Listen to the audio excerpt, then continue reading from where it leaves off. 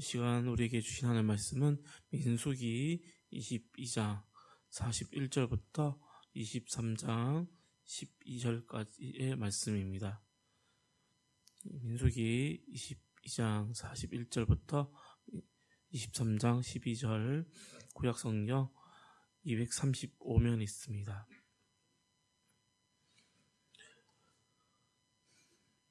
발락이 소와 양을 아침에 발락이 발람과 함께하고 그를 인도하여 바알의 신당에 오르매 발람이 거기서 이스라엘 백성의 진 끝까지 보니라.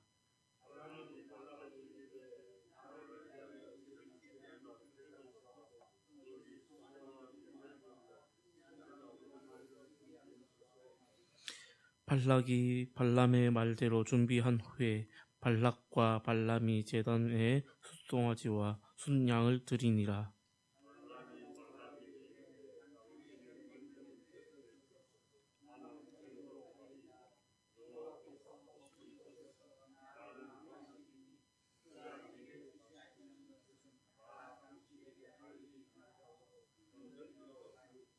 하나님이 발람에게 임하시는지라. 발람이 아뢰되 내가 7 제단을 쌓고 각 제단에 숫송아지와 순양을 드렸나이다.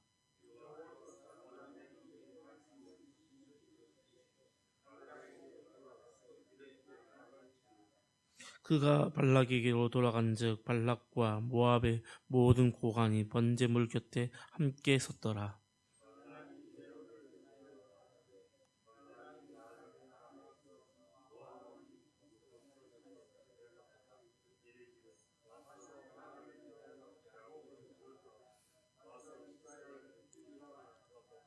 하나님이 저주하지 않으신 자를 내가 어찌 저주하며 여호와께서 꾸짖지 않으신 자를 내가 어찌 꾸짖으랴.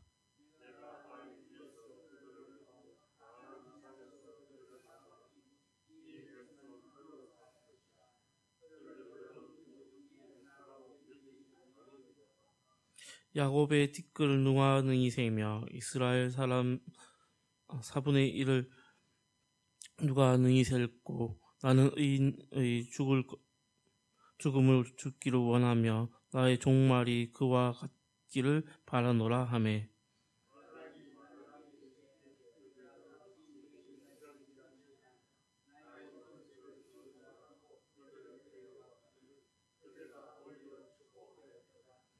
발람이 대답하여 이르되 여호와께서 내 입에 주신 말씀을 내가 어찌 많이 쓰리까.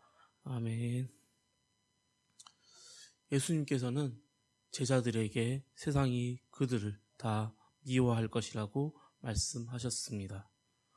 오늘 말씀을 보면 모압 왕 발락이 발람을 부른 이유는 이스라엘을 저주하려 한 것 역시 하나님 백성을 미워하여 망하게 하려는 세상의 형태입니다. 하지만 하나님은 발람을 통해서 이스라엘이 축복받은 백성임을 축복하셨고 또 선포하셨습니다. 하나님이 이스라엘 백성에게 주신 축복에는 어떤 것이 있을지 함께 묵상하고자 합니다. 발락이 이스라엘을 저주하기 위해서 발람을 극진히 대접합니다. 그리고 극진히 대접한 후 바알 산당으로 인도하여 냈고 또한 7 제단을 쌓고 그 제단 위에 숫송아지와 숫양으로 제물을 바쳤습니다. 하나님께서는 이러한 우상의 제단과 제물을 받으시는 분이 아니라 오히려 혐오하시는 분입니다. 그럼에도 발락의 관계를 깨뜨리시고 이스라엘을 축복하시기 위해 발람에게 임하셨습니다. 하나님은 그에게 이스라엘이 어떠한 민족인지, 특히나 열방 중에서 가장 특별한 복을 받은 민족인지 말씀해 주셨습니다. 발람은 발락이 이끄는 대로 이스라엘의 진이 내려다 보이는 곳에 서서 하나님의 말씀을 대언하기 시작했습니다. 그는 이스라엘 백성은 홀로 처한 민족으로 열방 중 하나로 여기지 않는다고 외쳤습니다. 여기서 홀로 처한 민족이란 하나님의 선택을 받은 선민으로 다른 열방과 견줄 수 없는 특별한 민족이라고는 뜻입니다. 하나님은 또한 이스라엘을 제사장 나라로 삼으셨습니다. 베드로는 이 특별한 은혜를 우리 그리스도인들에게도 적용하였습니다. 베드로전서 2장 9절을 보면 알 수 있듯이 그리스도인들은 선택된 민족이고 왕같은 제사장이며 하나님의 소유가 된 백성입니다. 하나님께서는 왜 이렇게 우리를 높여주시는 걸까요? 이유는 하나님의 은혜와 그 능력을 세상에 널리 선포하고 찬양하게 하려는 것입니다. 우리는 세상의 기준을 보면 정말 작고 초라한 존재입니다. 하지만 우리는 세상의 기준으로 보는 것이 아니라 그 반대로 하나님을 선택을 받은 자들이며 또한 하나님을 섬기는 제사장인 줄 믿고 나가야 합니다. 그러므로 이 부르심에 날마다 기억하고 주 예수 그리스도를 전하는 복음 전파 사역에 기쁨으로 감당하는 자들이 되기를 소망합니다. 발람은 이어서 이스라엘 백성을 축복하시는 하나님의 말씀을 대언하는 것을 우리는 볼 수 있습니다. 이스라엘이 마치 티끌처럼 헤아릴 수 없다는 말씀이었습니다. 그런데 이스라엘은 본래 다른 민족보다 큰 민족이 아니라 작은 민족이었습니다. 특히나 작고 볼품없는 민족이었습니다. 야곱이 애굽으로 내려올 때 70명 정도가 내려왔다고 합니다. 이처럼 작고 초라한 무리가 큰 민족으로 번성할 수 있었던 이유는 전적으로 하나님의 은혜와 신실함의 배경이 있었기 때문입니다. 지금의 이스라엘 영토를 보면요, 우리나라의 경기도 면적의 크기라고 합니다. 정말 작은 민족이죠.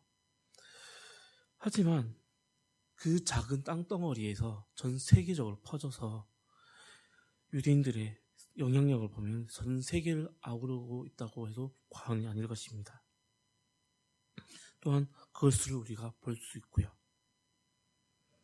이처럼 하나님께 선택한 민족은 축복과 동시에 다른 민족과 견줄 수가 없을 정도로가 됩니다. 하나님은 아브라함에 큰 복을 주시고 그 자손이 하늘의 별과 모래와 같이 번성해질 것이라고 약속하셨습니다. 하나님은 아브라함에게 주신 약속, 육체적으로 보면, 눈으로 보면은 아브라함의 아들 이삭, 그의 아들 야곱, 그 후의 후손들 보면은 점점 늘어나는 것을 볼 수가 있습니다. 당시에 아브라함 하나만 봤을 때 그 후의 후손 이삭만 봤을 때 과연 그 약속이 이루어졌는지 다시 생각해 보게 됩니다.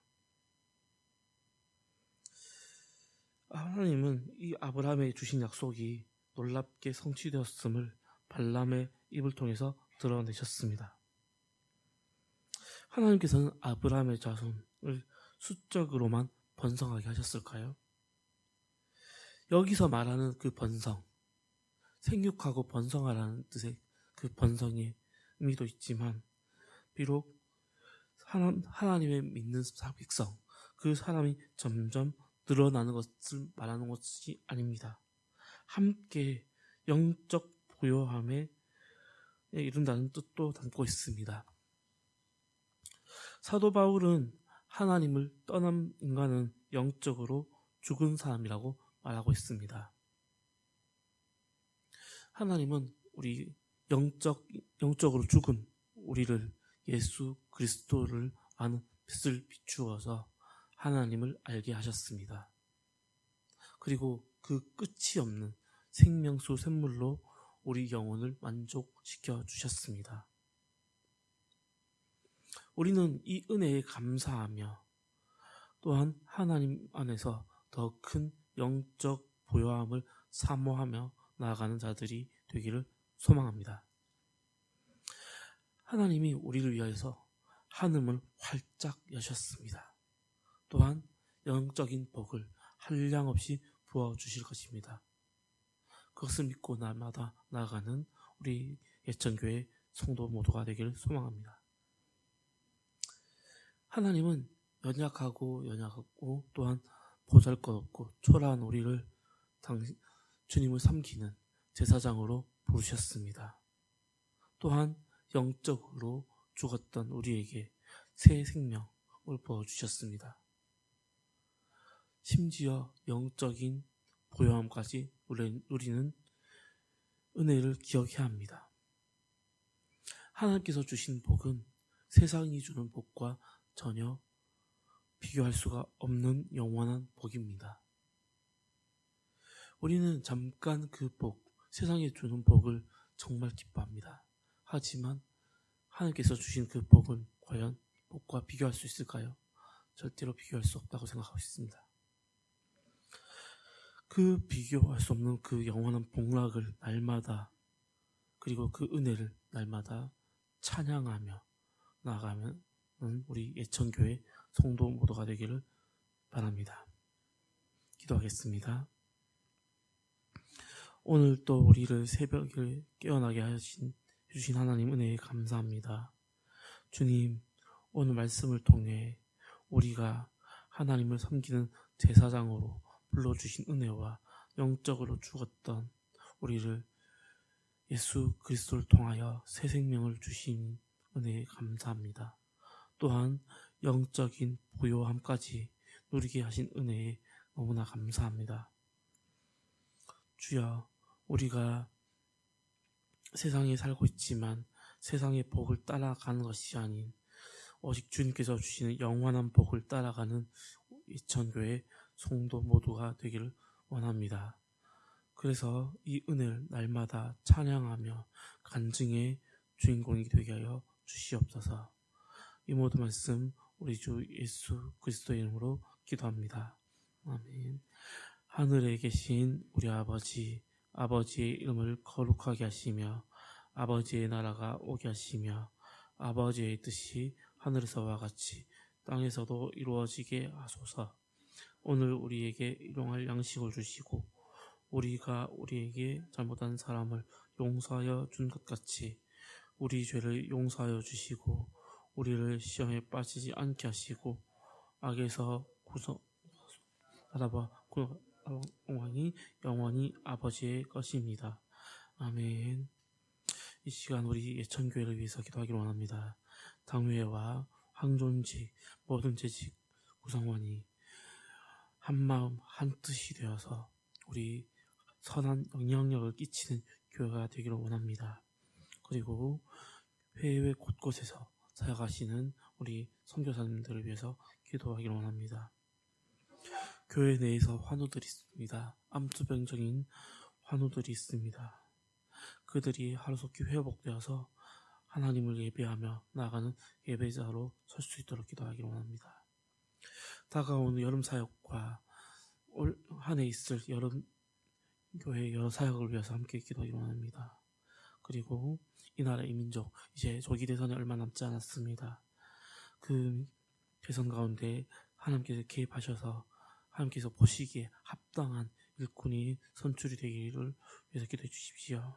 그리고 각자 개인 기도를 위해서 기도하시면서 나가시겠습니다. 주여 한번 외치고 기도하겠습니다.